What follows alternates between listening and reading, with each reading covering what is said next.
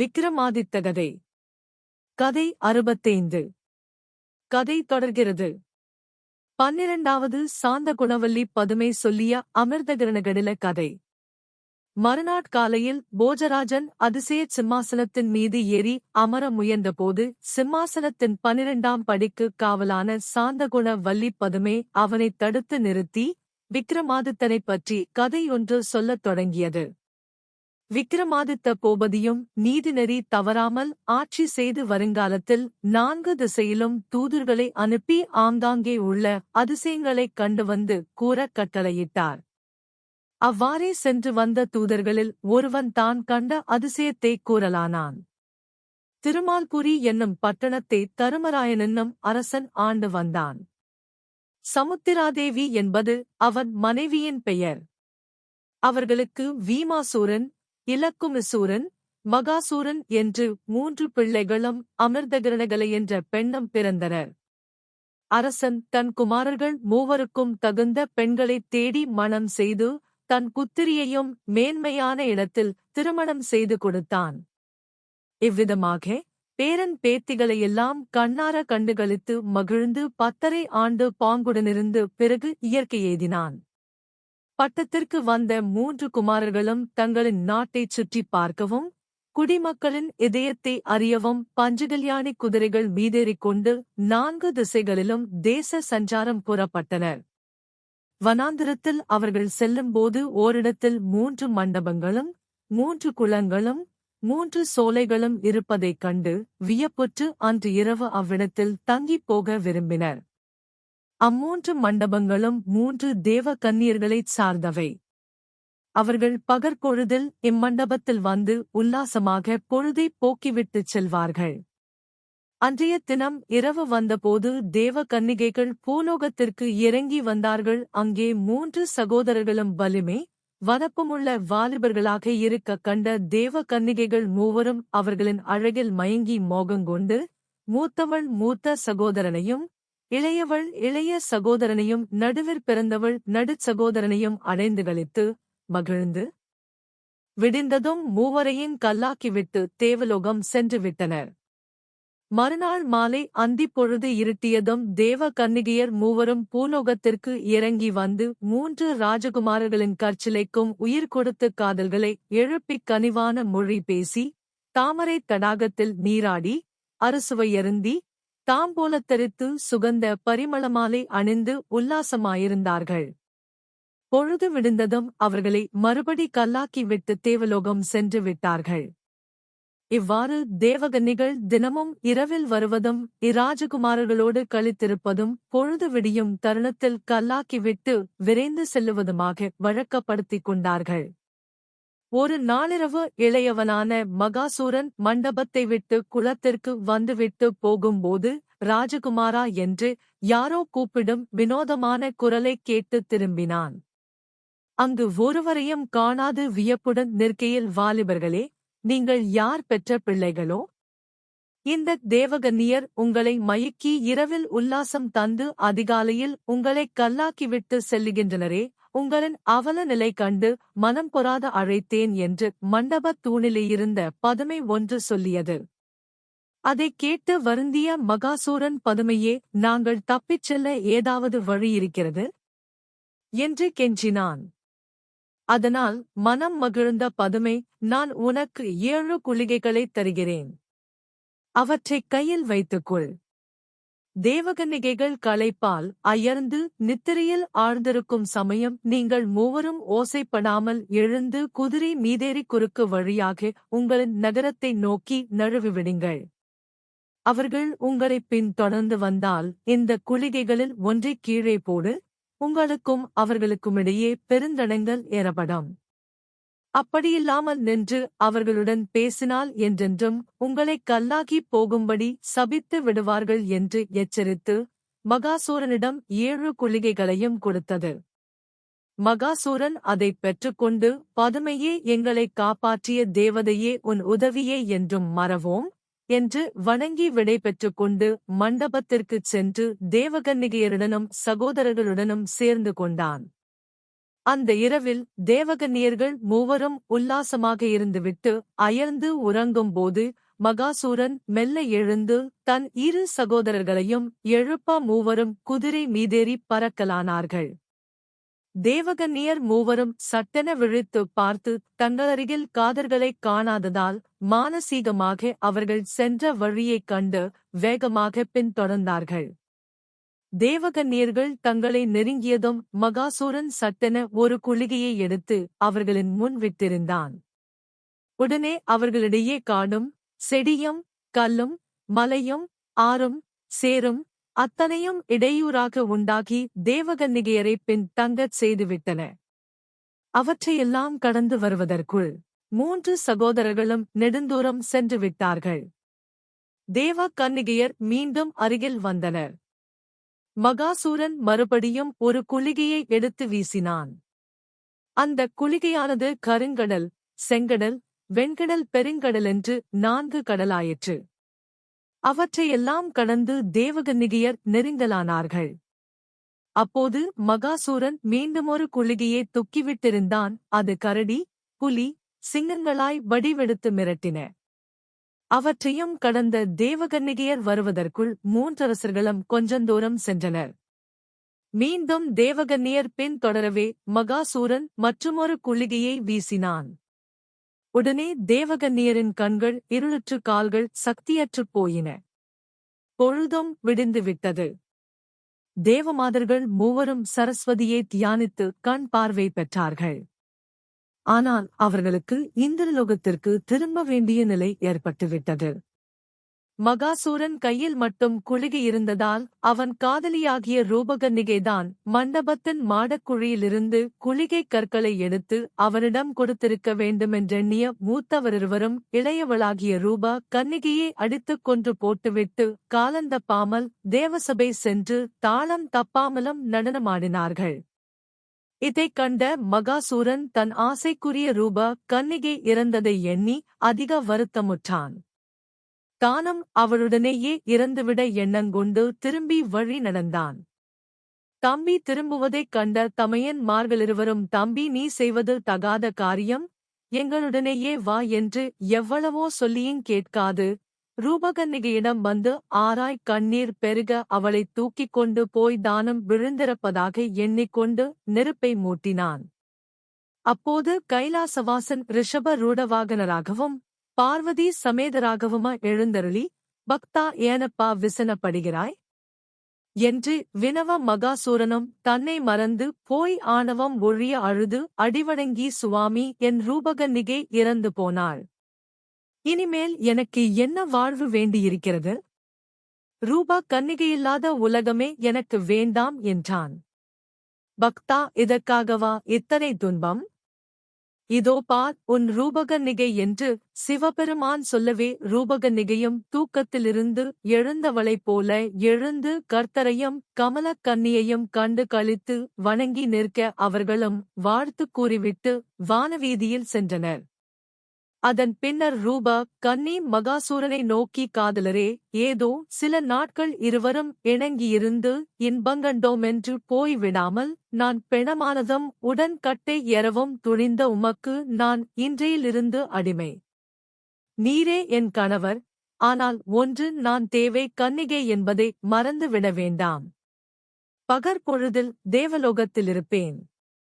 இரவில் இங்கு வந்து உம்மோடு உல்லாசமாக இருந்து போகிறேன். என்னுடைய வீணை ஒன்றையும் தேவலோகத்திலிருந்து வரவழைத்துத் தருகிறேன். நான் எப்பொழுது அருகிலிருக்க வேண்டுமென்று ஆசைப்படுகிறீரோ அப்போது அந்த தெய்வீக வீணையை மீட்டும் அந்த வீணையின் ஒலியிலே நான் வலிய வருவேன் என்று கூறி தேவலோகத்திலிருந்து வீணையொன்றையும் வரவழைத்து கொடுத்து, காதலரே, வீணை பத்திரமாக இருக்கட்டும். இது உம்மைத் தவிர வேறு யாரிடமும் கைமாற வேண்டாம். அப்படி மாறினால் நம் காதலும் அதேடு முறிந்து போகும்.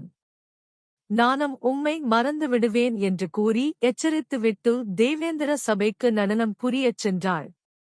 ரூபகன்னிகை நடனமாடுவதைக்கு சகோதரிகளிருவரும் திகைத்து தங்கள் சகோதரியிடம் பேச வெட்கப்பட்டு விலகியிருந்தனர். ரூபகன்னிகை மற்றையோரிடம் மகிழ்வுடன் பேசியிருந்தாள்.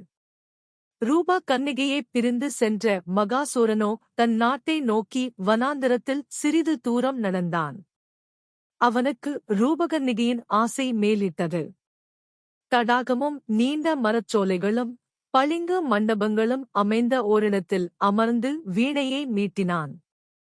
உடனே வேல்விழியாள் ரூபகன்னிகையும் தேவலோகத்திலிருந்து வீணை ஒலியினால் இழுபட்டு ஓடி வந்தாள். தன் காதலனுக்குக் களிப்பும் தரலானாள். அச்சமயம் அருகாமையில் ஒரு ஆலமரத்தடியினில் தவம் செய்து கொண்டிருந்த முனிவன் ஒருவன் அப்சரசான ரூபகன்னிகையின் தெய்வீக அழகைக் கண்டு மையல் கொண்டான். காமத்தால் கருத்திழந்து தவத்தையும் கைவிட்டு மகாசூரனிடம் வந்து, பூமானே, உனக்கு விசித்திரமான ஒரு வஜ்ரவாள் தருகிறேன். அதைக் கையில் வைத்துக்கொண்டு யாரைக் கொல்ல வேண்டுமென்று நினைத்து பிரயோகித்தோமோ அவர்களை 2 துண்டாக வெட்டிவிடும். அதற்கு பிரதியாக இந்த இச்சைக்குகந்த பச்சைக் கிளியை எனக்குக் காணிக்கையாக்கிவிடு என்று வேண்டினான். யோகியாரே, எங்கே வஜ்ர வாளை கொடும், பரிசோதித்துப் பார்க்கலாம் என்று கேட்ட மகாசூரன் அந்த வஜ்ர வாளை தன் கையில் வாங்கியதும் காமத்தால் கருத்திழந்த கசடனாகிய முனிவரை 2 துண்டாக வெட்டி வீழ்த்தினான். அந்த இரவு மகாசூரனுக்கும் ரூப கன்னிகைக்கும் இன்ப இரவாகக் கழிந்தது. விடிந்ததும் ரூபகன்னிகை விடை பெற்று தேவலோகம் சென்றாள். மறுநாள் மஞ்சள் நில மாலைக் கதிரவன் மலைவாயிலில் விழுந்ததும் மகாசூரனும் சோலை ஒன்று பார்த்தமர்ந்து வீணையை மீட்டினான். ரூபகன்னிகையும் ஆகாரப் பொருள் அலங்காரப் பொருள் ஆகியவைகளுடன் வந்து தன் காதலனை அலங்கரித்துப் பார்த்து அகமகிழ்ந்தாள். அதன் பின்னர் முழு நிலவில் இருவரும் முழு இன்பந்துத்திருக்கும் நேரத்தில் அங்கு ஒரு புறம்யோகம் செய்து கொண்டிருந்த தவசிரேஷ்டர் ரூபகன்னியையும் வளத்தையும் கண்டு அடங்காத ஆசை கொண்டு மகாசூரனிடம் வந்து, ராஜபுத்திரனை எடுக்க எடுக்க எடுக்க குறையாத செல்வத்தை வழங்கும் சோழிப்பை ஒன்று தருகிறேன். காதல்கனை தொடுப்பதில் வல்லவளான இந்த தோகை மயிலை தந்துவிடு என்று கெஞ்சினான். சோழிப்பையை பார்க்க வேண்டுமென்று கேட்ட மகாசூரன் அதை அவனிடமிருந்து வாங்கிக் கொண்டதும் வஜ்ராயுதத்தை ஏவி அவனை 2 துண்டாக்கிவிட்டு மறுபடியும் ரூப கன்னிகையோடு கழித்திருந்தான்.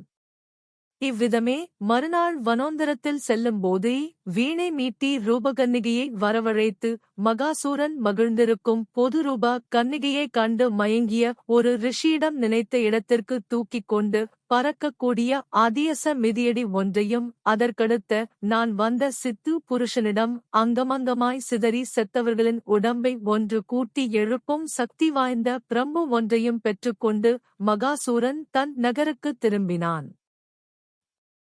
சிங்கார வனத்திலிருக்கும் தன் மாளிகையில் அந்த அருமைப் பொருள்களை பத்திரப்படுத்தி வைத்தான். வேண்டும் பொழுது வீணையை எடுத்து வாசிப்பான்.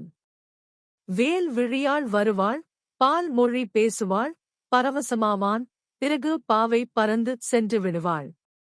இவ்வாறு சில நாட்கள் சென்றன. மகாசூரன் அந்த அருமைப் பொருள்களிருக்கும் அறையே அக்கறையோடு கவனிக்காமல் விட்டுவிட்டான். சில சமயங்களில் அது திறந்தே கிடக்கும். ஒரு நாள் மகாசூரனின் தங்கையான அமிர்தகிரணகளை அண்ணனைத் தேடிக் கொண்டு வந்தாள். அவன் தோட்டத்திற்குச் சென்றிருந்தான். அதிசயப் பொருள்களின் அறை திறந்திருப்பதைக் கண்டான். அமிர்தகிரணகளை உடலே அதனுள் நுழைந்தாள். அடே, நம் அண்ணா அருமைப் பொருள்கள் அநேகம் வைத்திருக்கிறாரே என்று அதிசயித்து அவைகளை ஆராய்ச்சி செய்ய ஆரம்பித்தாள். முதலில் ஒரு புறம் தொங்கும் சோனிப்பையைப் பார்த்து, இதற்குள் பொன்னும் மணிகளுமிருக்குமோ என்று நினைத்துக்கொண்டே பையினுள் கையை விட்டு துழாவினாள். அவள் நினைத்தபடியே பொன்னும் மணியும் அதே அளவில் இருந்தன. உடனே அவள் திடுக்கிட்டு கன்னிமாடம் திரும்பிவிட வேண்டுமென்று நினைத்தவளாய் அவசரத்தில் அங்கு ஒரு புறம் கிடந்த அதிசய மதியடியில் காலை வைத்தாள். உடனே அந்த மிதியடி அவளை கன்னிமாடத்தில் கொண்டு போய் சேர்த்து மிதியடியே அண்ணன் அறையிலே வைத்துவிட நினைத்தபோது அடுத்த கணமே அவள் அந்த அறையிலே இருப்பதைக் கண்டாள். அப்போது ஒரு புறம் ஓடிய எலியைக் கண்டு பயந்த அவ்வறையிலிருந்த வஜ்ரவாளை எடுத்து அதைக் கொல்ல நினைத்தாள். உடனே எலி 2 துண்டாகிவிட்டது. அதனால் தடயம் ஏற்படுமே என்று நினைத்து அங்கு ஒரு புறமிருந்த அதிசய பிரம்பை எடுத்து எலியின் துண்டுகளைச் சேர்த்து வெளியே தள்ளினாள். உடனே எலி உயிர் பெற்றெழுந்து ஓடியது. அங்கு அண்ணன் வைத்திருப்பது அனைத்தும் அதிசய பொருள்கள் என்று விளங்கியது. கடைசியாக அமிர்தகிரணகளை அங்கு ஒருபுறமிருந்த தெய்வீக வீணையை எடுத்தாள், கானம் வாசித்தாள். வீணா கானம் விண்ணை முட்டி தேவலோகத்திற்கு எட்டியது. ரூபகன்னிகை வந்தாள். வீணை தன் காதலன் கையை விட்டு மாறி ஒரு பெண்ணின் கையில் பிடிபட்டிருப்பதைக் கண்டாள். யார் நீ என்று ரூபகன்னிகையின் குரலில் கடுமை தொனித்தது. இதையெல்லாம் எதிர்பாராத அமிர்தகிரணகளை அதிர்ச்சியுள்ளாள். தட்டு தடுமாறியபடி நான் மகாசூரனின் தங்கை என்றாள். அவர் இந்த வீணையை உன்னை வாசிக்கச் சொன்னாரா என்றாள் தேவகன்னிகை. இல்லை என்றாள் அரசிலங்குமரி. நீ இங்கு வந்ததை அவர் அறிவாரா? அறியமாட்டார். உடனே ரூபகன்னிகை வெடுக்கென்று அமிர்த கிரணகலையின் கையிலிருந்து தேவ வீணையை வாங்கினாள். சுவற்றில் மோதி நொறுக்கினாள். அந்த வீணை சுக்கல் சுக்கலாயிற்று. இதைக் கண்டு உமையாக நின்றாள் அமிர்தகிரணகளே. இன்று முதல் உன் தமையனார் தெய்வீக இன்பத்தை இழந்து விட்டாரென்று அவரிடம் சொல் என்று ரூபகன்னிகை வெடுக்கென்று சொல்லிவிட்டு விற்றென்ற தேவலோகம் நோக்கி சென்று விட்டாள். அமிர்தகிரணகலைக்கு அழுகை அழுகையாக வந்தது. தேள் கொட்டப்பட்ட திருடனைப் போல் தவித்தாள். தன்னுடைய அறியாமையால் தன் அண்ணனுக்கு வந்த அவகேட்டை நினைத்து துடித்தாள். ஆயினும் என்ன செய்வது? யாரிடம் எதுவும் பேசாமல் அரண்மனைக்குச் சென்று விட்டாள். சோலையிலிருந்து திரும்பிய மகாசூரன் தன் அறையினுள் நுழைந்தான். உடனே வீணையைக் கண்டான். அவனின் உள்ளமும் உடைந்தது. மனம் குழம்பியது. மயக்கம் வந்தது. புத்தி பேதலித்தது. முக்தி தரவல்ல மோகன வீணை சக்தியற்றுப் போய்விட்டதே என்று எண்ணும் பொழுது அவன் இதயமே வெடித்துவிடும் போலிருந்தது. தவித்தான், துடித்தான், கதறினான். அவனுடைய நிலையறிந்த சகோதரர்கள் ஓடிவந்து தங்களுக்கு ஏதும் தெரியாதென்று கூறி அனைத்தேற்ற முற்பட்டனர். அமிர்தகிரணகளை ஓடி வந்து நடந்ததைத் தெரிவித்து தன்னை மன்னிக்கும்படி வேண்டினாள். மகாசூரனோ ரூபகன்னிகையை மறக்கச் சக்தியற்றவனாய் தன் காதலியை எப்படியும் தேவலோகத்திலிருந்து மீண்டும் அடைவது என்று முடிவுடன் சோழி, வாழ்பிரம்பு முதலியவற்றுடன் பாத குரட்டிகள் மேலேறி எல்லோரிடமும் வந்தால் ரூபகன்னிகையுடன் வருவேன், இல்லையேல் வரமாட்டேன் என்று கூறி விடைபெற்றான். யாவரும் மகாசூரா, தேவ கன்னிகைக்கும் பூலோகத்தாருக்கும் பொருந்தி வராது. நீ தேவலோகம் போக இயலுமா? நமது இனத்தில் தேவ கன்னிகையையும் வெல்லும் பேரழகு வாய்ந்த பெண்கள் இருக்கிறார்கள். அவர்களில் ஒருத்தியை மணந்து கொண்டு மகிழ்வுடனிரு என்று எவ்வளவோ வேண்டினர். கேட்கவில்லை மகாசூரன். பறக்கும் மிதியடிகளை அணிந்து கொண்டுதான் நினைத்தபடி நேராக தேவலோகம் சென்றான்.